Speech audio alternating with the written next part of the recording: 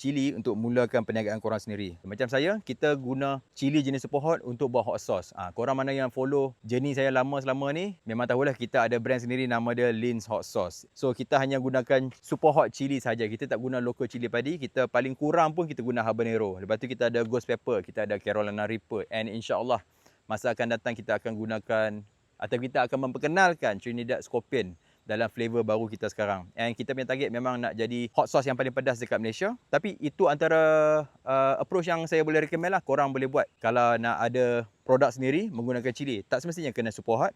Maybe korang nak target kepada community yang tak tahan pedas tapi nak makan sos cili juga. Boleh buat macam tu. Macam dekat market sekarang, tak silap saya, menjelang 2030, forecast lah, dia mungkin akan hit 2 bilion USD dalam market kondimen dan sos-sos dekat dalam Malaysia. Itu bahkan dalam Malaysia. Asia Tenggara saya tak pasti lagi. Kita tengok dulu macam mana. Tapi dekat Malaysia sahaja, tanggapan dia fokus mungkin dalam 2 bilion USD bersamaan dengan 10 bilion duit ringgit Malaysia. So dekat situ ada peluang lah untuk korang yang mana tengah fikir untuk keluarkan hot sauce produk sendiri.